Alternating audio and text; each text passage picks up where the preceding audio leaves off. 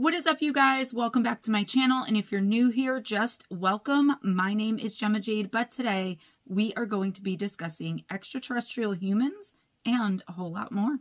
I know a lot of you guys must be looking at the title of this video and thinking it's some sort of oxymoron, but try and hear me out. We come across so many different types of creatures, beings, and entities across the board when discussing encounters with UFOs and whoever or whatever is piloting them. But it's really strange because recently I've come across a small collection of encounters where the witness swears they saw an actual and true-to-life UFO, and they swear even harder that the pilots were humans. Maybe a little strange and off-type humans, but humans nonetheless. I've reported on encounters right here on this channel where people claim that human beings were somehow or another a part of their own abductions. When that happens, at least from what I've come to find in my research, which is quite extensive if I do say so myself, it's normally in some sort of scientific or oversight capacity. For example, the human being looks like some sort of scientist and is seen merely observing from another room or behind the ETs themselves or something like that. I've also come across a few and reported on them on this channel where the humans seemed like they were being forced to help participate in the experimentation of the abductee. There have also been a few encounters where the human being helped calm or even held the person down who was being abducted in order to help the aliens with whatever task was at hand at that time. What we're discussing today is similar to, but a little different, and honestly, as I went through all of these encounters, I didn't know what to think, and I certainly couldn't come up with anything more fitting for the title than this. So, grab onto your space helmets and make sure your lightsabers are fully charged, and let's jump right into possible extraterrestrial humans. I found a report from some time ago, back in 1972, that I would like to share with you guys. I've been searching the internet far and wide and trying to see how far back this phenomenon goes. If I were a betting woman, I would say it started in the beginning of time, stopped for a little bit, and then picked up again sometime during Eisenhower's presidency, but that's just me. Believe it or not, with almost everything that I cover here, I do try to find the oldest possible encounter and include it in the video, but a lot of the time that's hard due to my limited resources right now, meaning I only have the computer. I can only find what I can find, and all I have are emails and the internet. Like I said, very limited. It was September of 1972, and our unnamed witness was in the town of Palenque in the Dominican Republic. And a lot of these towns' names are Spanish, and I'm sorry, I don't speak it, so not trying to offend anyone with my terrible pronunciation. It seems to be the same across the board and no matter where you are, because he was driving down a very desolate and rural road that was completely isolated from most of the rest of civilization. There was no one else on the road either, but that wasn't unusual for this particular spot. That's why it was extra bizarre when he slowed down and saw three strange figures in his headlights. The figures were described by the witness as, quote, aliens in gray, form-fitting uniforms and with lemon-hued skins, end quote. As the driver slowed down, he could see some sort of vehicle, which he quickly realized was actually a craft, parked far off of the road and in the clearing of some trees to the side of him. The craft was large and egg-shaped, and as he became almost entranced by the sight of the craft, he stopped his own vehicle to get a better look at it. He believes he was compelled to do so, and as soon as his car came to a complete stop, right there in the middle of the road, in the middle of nowhere, one of those three figures approached his vehicle. Once the strange-looking creature/alien thing got to the window, it began to speak to him in perfectly fluent Spanish, which is our witness's native tongue, and explained to him that it was once a human as well. According to the figure, it was rescued by aliens while drowning in the ocean 7 years previously. Despite seeming to be Spanish based on the perfect pronunciation and diction of the language as he communicated to our witness, the creature gave a name that sounded decidedly not Spanish at all, at least in my opinion and in the opinion of the witness. He said his name had been Freddie Miller, and according to him as well, he looked so strange because he had since adapted to the home world/planet of the aliens that had saved him. Unfortunately, Mr. Miller never explained in any more details how he managed to do such a thing. He also never gave any more details about his life while he was here or anything like that.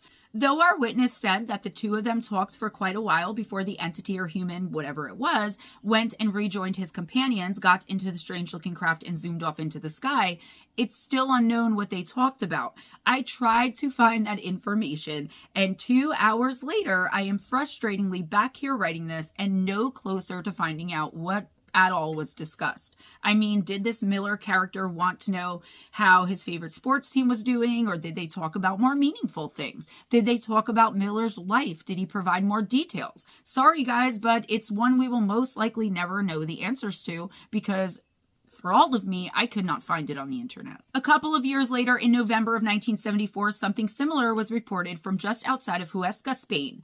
Once again, we have witnesses who were driving on a lonely and isolated road in the middle of nowhere late at night. They are a couple, and they explained that as they were driving down the stretch of road, they noticed someone on the side of the road trying to flag them down. They saw a huge semi-spherical UFO hovering in the background of this person, and whoever it was seemed desperate to get them to stop. They got a little closer and took a better look at the pointy-faced humanoid that was waving frantically, trying to get them to stop, and they were scared immediately. I mean, that's not something you see every day, and it would be enough to freak anyone out. A pointy-faced person waving you down on the side of the road in the middle of nowhere in the dark. The UFO had alternating red, yellow, and white lights that were blinking, and instead of burning rubber to get the heck out of there as fast as possible, our witnesses actually slowed down to see if they could help the strange-looking being, flagging them down despite their fear. So again, I have to wonder, were they, like the first witness, sort of compelled, even just a little bit, to have stopped the vehicle? Once they stopped the car, the humanoid being approached them and asked them for a monkey wrench. Yeah, monkey wrench. You heard me. It asked for a monkey wrench, and once again, it spoke perfect, fluent Spanish to them, which was their native language. The being told them that they were once a, quote, Dr. Flor from Barcelona, end quote. He explained that the ship had malfunctioned and he needed a monkey wrench in order to fix it. They happened to have the wrench and handed it over. The being fixed his ship and flew off into the night as the couple sat there and watched. I don't know if they got out and helped or even if they got the wrench back, but wow, what an amazing encounter. This just sort of harkens back to what I always say about the reason why we see so many crashed and downed alien crafts. I refer to the alien Bob and how it's probably his first day on the job and therefore he's always the one messing something up. Seriously though, guys, I searched for a missing person named Dr. Flor in the 70s and also deaths, but I couldn't find anything. I searched deaths and disappearances as part of my other job and have been doing it for a living for almost 3 years now, so I'm pretty good at it. Again, if I do say so myself, that doesn't mean that this person never existed though. And we have to remember, guys, when we are reborn as human beings on planet Earth, we agree to come in here without any knowledge of our past lives or past experiences. And I am of the firm belief that planet Earth is the only planet where that happens. If you're reborn anywhere else, you have soul recall of all of your lives everywhere you've lived. It could be that this Dr. Flor from Barcelona died centuries ago or decades before the encounter, or that they were a missing person or someone who vanished. Of course, that would entail two very different things. So if they lived before as that person and then died, they could have chosen to reincarnate on the planet of the alien beings who they were with that day. And aliens come with past life recall and a spiritual awareness unlike anything we can ever not only come close to achieving, but come close to understanding. If this Dr. Flor went missing and was never seen or heard from again, it brings up a ton of other questions about where he went and why he was taken in the first place. I've said many times, mainly in my live streams, that a lot of people who go missing in the woods or otherwise are being beamed up or walking through portals. And for me, this proves that idea 100%. So basically, we don't know how this Dr. Flor from Barcelona died. We don't know when he even lived in Barcelona and was a doctor. If he was a doctor, like, that's a very broad piece of information, I guess. So at first I thought it was weird that I couldn't find any additional information, but then I'm like, what if this guy is from like the 15th century? I mean, there were doctors back then, right? Maybe they were taken and their family searched for them until there was no one left in their family who was aware that they had disappeared, and the whole time he is off living his best life with these beings who abducted him for whatever reason, but with total recall, possibly total anyway, of his life while he was here. I could talk circles around myself on this point for hours, so let's move on. In 1989, a Spanish UFO investigator named J.J. Benitez investigated a case that took place in the south of Spain that involved two very terrified teenagers. The teens insisted that they saw, quote, two large, brilliant figures, end quote, that seemed to materialize out of thin air and then transform into what looked like perfectly normal and regular human beings, complete with street clothes appropriate for the place and time. In other words, they materialized into humans that would blend right in with society and who no one would notice anything strange about in the first place. The teens wouldn't have even noticed it if they didn't just materialize there. These aliens would have just been another face in the crowd or face on the street. The figures were a male and a female who were appearing out of thin air, walked away from the teens and towards the beach and into the ocean. The teenagers didn't know what to do or think about it, and so they just kind of walked around for a little while, and within a couple of hours, the strange couple had returned to where they were.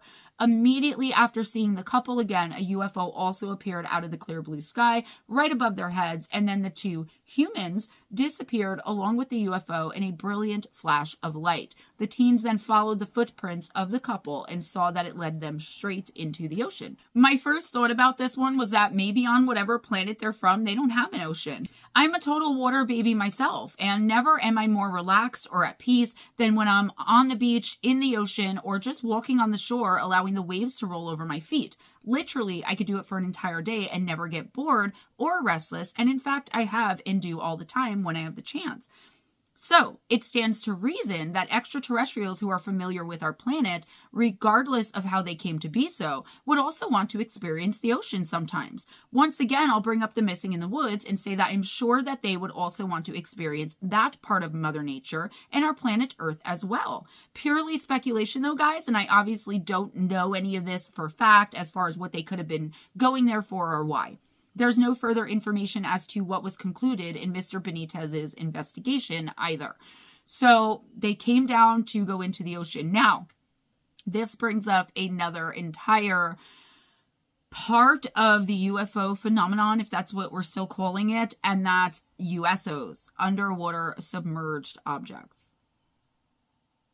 I call them USCs, underwater submerged crafts, but still, like, were they swimming underground to another ship? Were they there on business? I mean, it's frustrating and annoying that I really have no more answers. But could you imagine being on the beach and that happening? But again, it happened to someone who was so terrified by it, or two teenagers that were so terrified by it, they weren't going to ask any questions. Me, I would have been like, yo, excuse me. I won't tell, wanting to know more. And maybe that's a purposeful thing. Maybe that's how some of these people are chosen to see what they see, even with paranormal entities as well, is people who aren't going to ask too many questions and then go back and report it and let the rest of the human race know about it. Or try to, because most of the human race wouldn't believe it anyway. In October of 1974, a group of UFO researchers from Puerto Rico ended up traveling out to the El Yunque rainforest in order to investigate a rash of sightings in that area at that time. They all walked along a trail, and as they did so, 3 humanoids were walking towards them on the same trail. As the investigators got closer, they saw that the 3 quote-unquote human beings looked almost like they could have been identical triplets to one another. All 3 were said to be wearing nondescript uniforms. It struck the leader of the group, a man named Heriberto Ramos, as so strange that he snapped some surreptitious photos of the 3 beings as they approached them. This area has long been a veritable hotbed of UFO activity and phenomenon, and Heriberto insisted that not only was there some sort of shroud of fuzzy haze surrounding the figures when the photos were finally developed, but also that they were randomly stolen from his office one day and he was never able to find out who took them, what happened to them, or why. This is another thing that seems to be extremely common in that there is photographic evidence of the existence of these extraterrestrial beings that were taken at a place where such activity is commonly reported but seldom able to be proven, and the person who took the pictures end up having them stolen. I believe that in most cases. Now, is it easy enough for someone to say, yeah, I had photographic evidence, but it was stolen, the MIB? I believe it in most cases. I really do. I wonder, too, if he ever received a visit from the now infamous Men in Black. Unfortunately, though, the encounter ends there, and there's no further information for us to look into or for me to work with here. So, many of you are familiar with Frederick Valentik, the Australian pilot who disappeared on October 21st, 1978, while on a flight from Victoria to King Island. Valentik was aboard a single-engine Cessna 182 aircraft, or 182, I don't know anything about planes. And here's a little recap for those of you that aren't familiar, because our next one has to do with his disappearance. I didn't know if I should put this in there because most of us are familiar with it, but if you're not, buckle your seatbelts because it's pretty damn interesting. It is fascinating stuff, guys, honestly. So at some point during the flight, he radioed MAFS, which is the Melbourne Air Flight Service, to report that he had spotted what he called, quote, a large aircraft, end quote, with 4 lights on it, and he explained that he wanted to know from them if there were any other planes that were scheduled to be in that area at that time, because he wasn't aware of any. However, things got very bizarre for Frederick Valentik, and very quickly after he radioed MAFS. I obtained a copy of the transcript of the conversation between him and them, and wow, it is fascinating. In places, it's also downright spooky. I am starting off with Valentik speaking, and the response is from MAFS. It goes like this. Is there any known traffic in the area below 5,000 feet? Negative. No known traffic. That's MAFS. Seems to be a large aircraft below 5,000 feet. What type of aircraft? I cannot confirm. It has 4 bright lights that appear to be landing lights. Aircraft has just passed over me about 1,000 feet above. Is large aircraft confirmed? Affirmative. At the speed it is traveling, are there any Royal Australian Air Force aircraft in the vicinity? Negative. What is your altitude? 4,500 feet. Confirm you cannot identify aircraft. Affirmative. 3 minutes later, Valentik again contacts MAFS. Aircraft. It's not an aircraft. Then there's a break in the transmission. Can you describe aircraft? It's flying past. It has a long shape. Cannot identify more than that. Coming for me right now. It seems to be stationary. I'm orbiting, and the thing is orbiting on top of me. It has a green light and some sort of metallic light on the outside. He then reported that the object vanished. Confirm it has vanished. Affirmative. Do you know what sort of aircraft I've got? Is it military? No military traffic in the area. At 7:12 p.m., Valentik reported, engine is rough, idling, and coughing. What are your intentions? Proceeding King Island. Unknown aircraft now hovering on top of me. Acknowledge.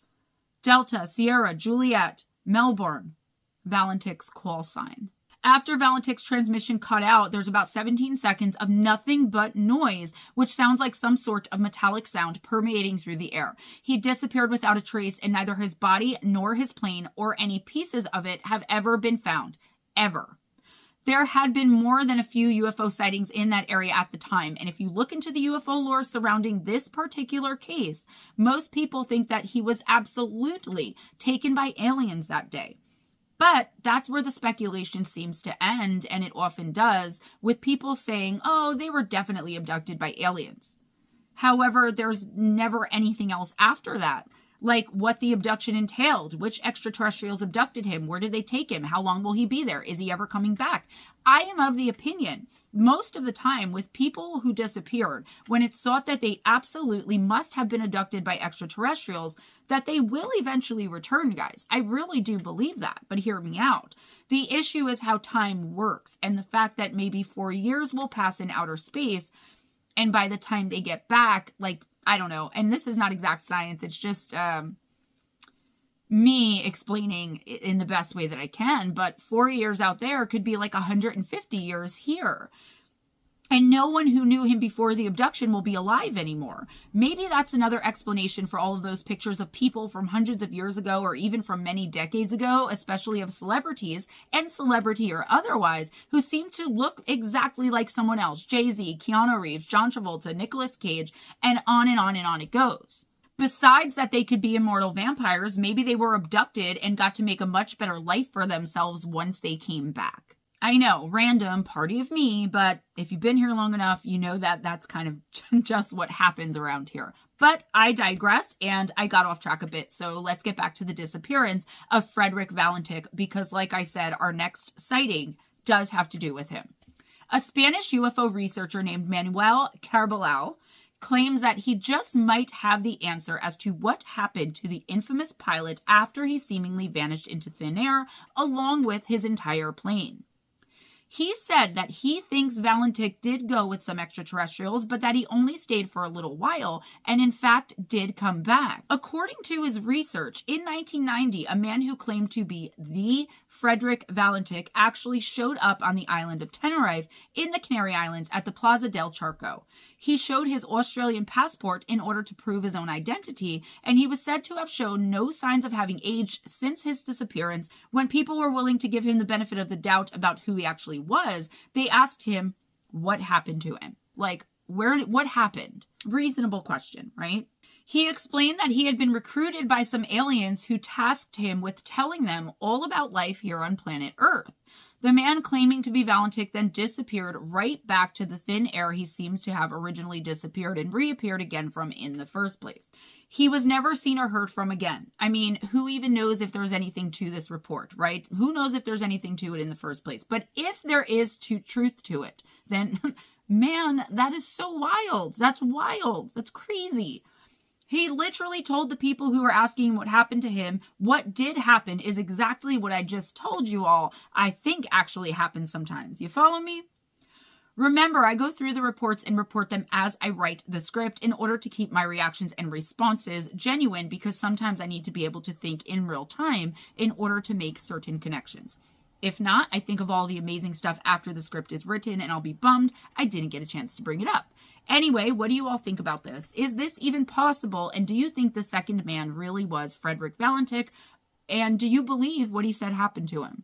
Where do you guys think he went the second time? Let me know in the comments below, please. As always, I think he went back with the aliens. Maybe he violated some agreement by talking about his ordeal, or, and I believe this is the most likely case, they realized people were still recognizing him and are still waiting for the right time to send him back again.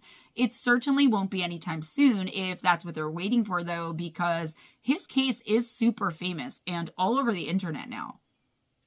So that's kind of exactly what I was saying, where it's like, by the time they bring someone back, nobody will recognize them anymore, but that's going to be getting harder and harder to do as our own technology here on Earth advances. Let's break it all down, guys, and really think about it. If any of these cases are absolutely true, and aliens are snatching humans up and otherwise abducting or recruiting them, to what end?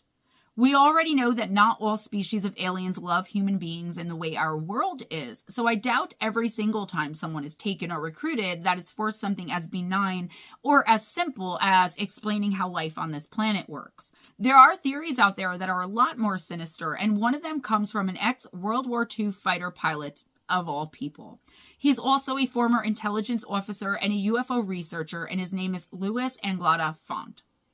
Font believes that cases like the ones we've discussed here already today, and so many more, are actually indicative of a wicked and extremely evil and sinister plot to gain human sympathizers to their plight, whatever it is for each species or each ET individually, whatever the case may be, and that the purpose is so that they can be used as spies, terrorists, and all sorts of other nefarious employees in order to infiltrate our society and generally destabilize humanity itself.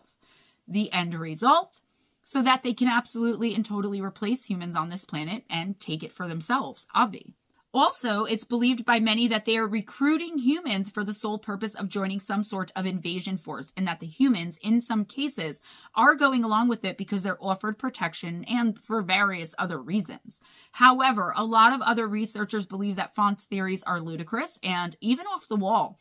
And they point to the fact that there's no evidence that any of this is going on, that it ever will be, or even that it has happened in the first place. But if you really think about it, do we have absolute and total concrete proof of anything that we talk about here on this channel? When I say we, I mean humanity as a whole, or at least a very large percentage of us. I mean, we here on this channel have a lot of it, but we believe with the understanding that there isn't going to be much by way of factual evidence or tangible proof to back anything really that we discuss up.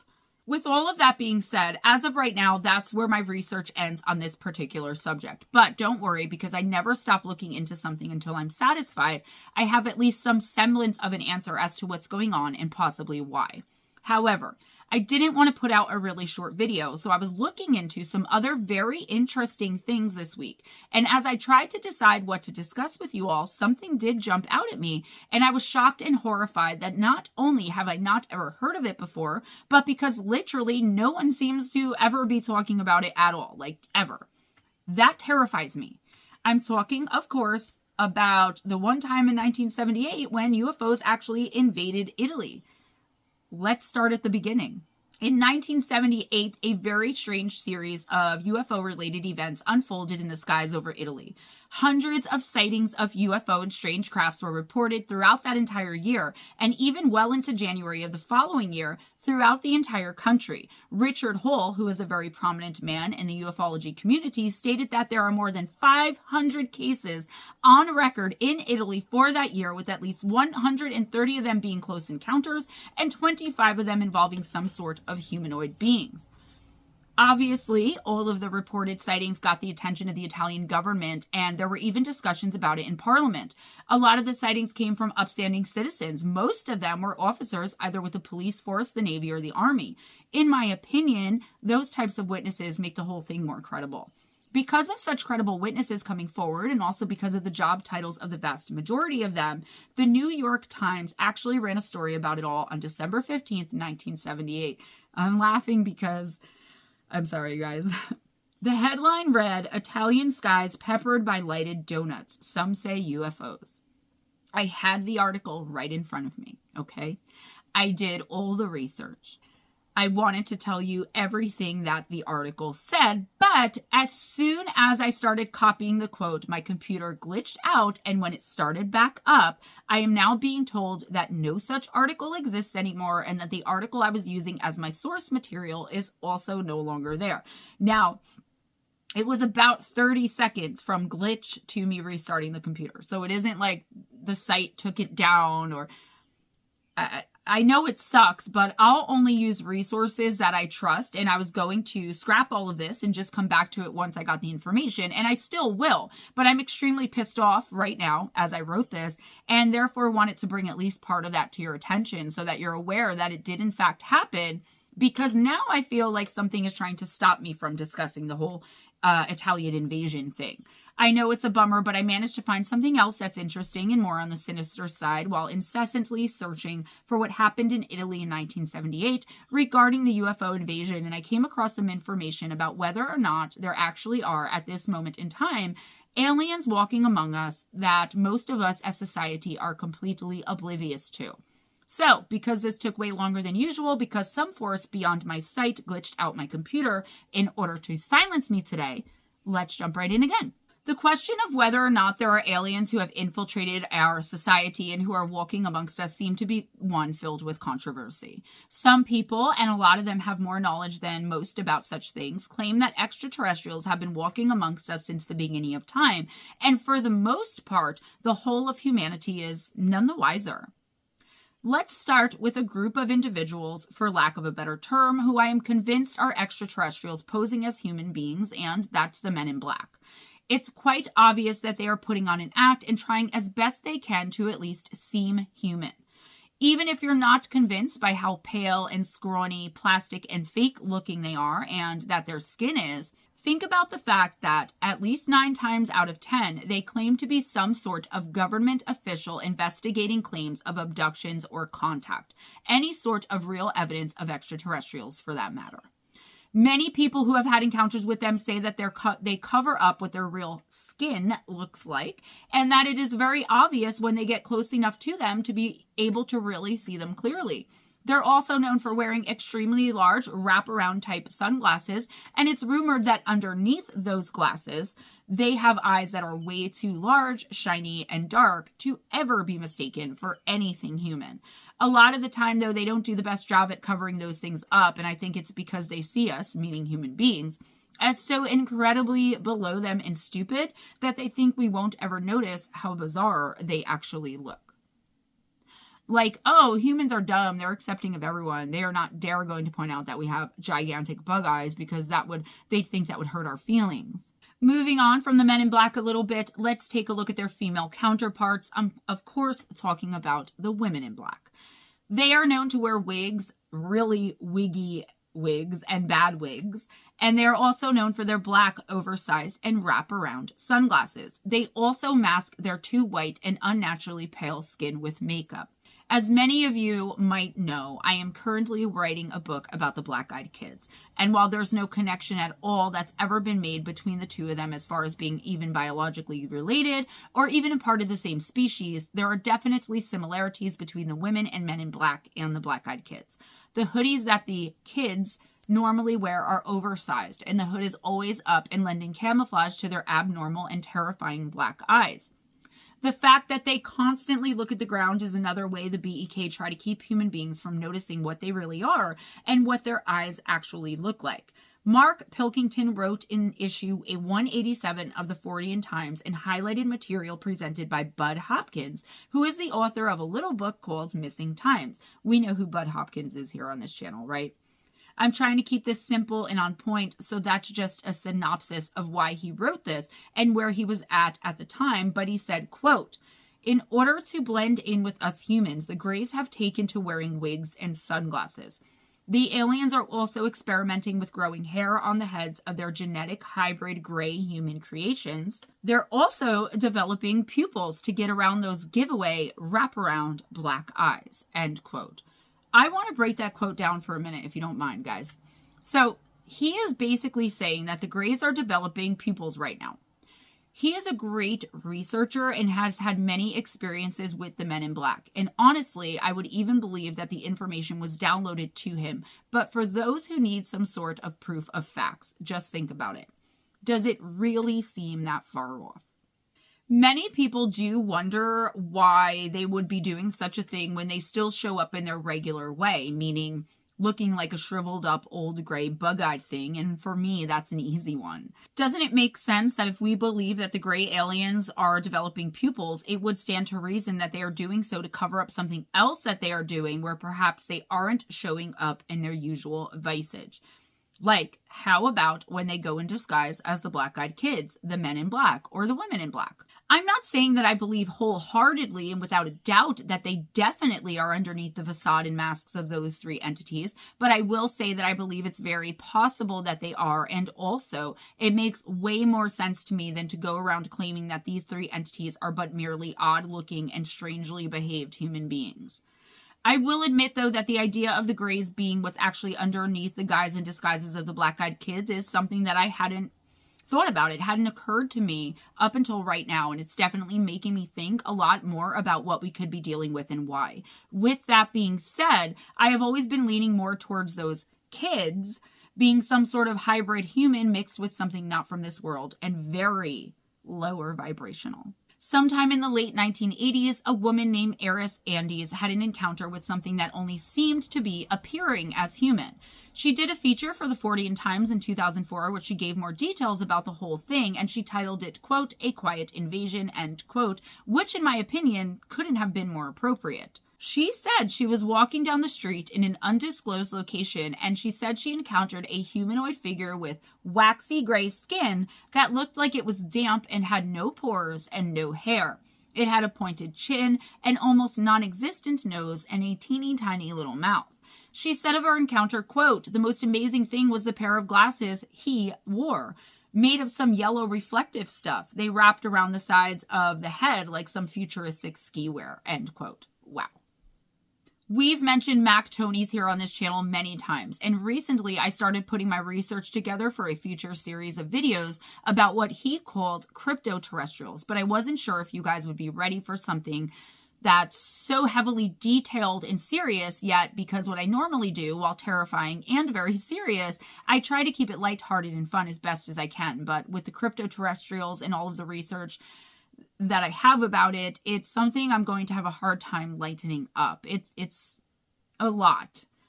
But anyway, he comes to mind when I'm talking about known entities like the MIB, the WIB, and the BEK. And I say known because I think for the most part, at least here on this channel, and I'm pretty sure in the community as a whole, these three entities are at least accepted as fact that they exist, at least that they exist. It's a known fact that they do indeed exist and that they aren't all they seem to be. So with his theory, his thoughts on cryptoterrestrials in mind, let me explain some of his theory on them and on what they are. Part of the theory is that they aren't only extraterrestrials, but ancient humans that somehow survived and still walk among us nowadays. The kicker is he believes the extraterrestrials and the ancient humans could be one and the same.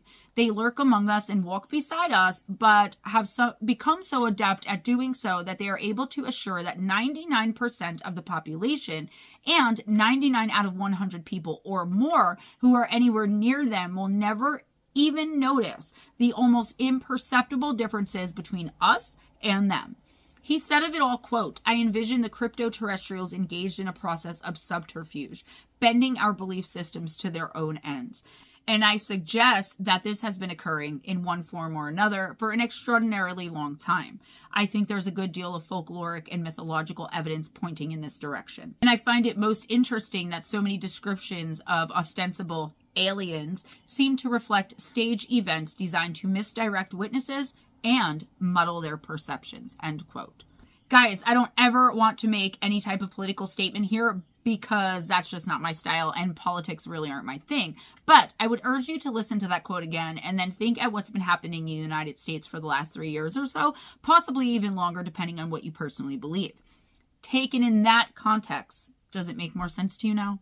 It's like how a lot of the people on the internet talk about certain secret societies and how they are the real dominating powers in the world, and the governments and social freedoms we think we have are only illusions based on the conditioning by the media and other sources of information that are under the thumbs of those same societies. I mean, yeah, it sounds a bit conspiratorial for my taste, but then again, not really when you put it in the terms of Mac Tonys' theories of all of it. I absolutely get behind what he said and believe that it has more than enough ring to it to convince me that it's more than likely the truth, or at least a small part of what's really going on. He said cryptoterrestrials may also use wigs, sunglasses, hats, makeup, etc., just like the extraterrestrials do, and the idea is they can more easily blend in with humanity and then infiltrate our societies and our governments and leaders and put them all on super long marionette strings in order to obtain what it is they want and need from us and from our planet. So, are cryptoterrestrials and extraterrestrials one and the same thing? Possibly. At the end of the day, it does seem like their ultimate agendas are exactly the same. Absolutely, 100% and without a doubt.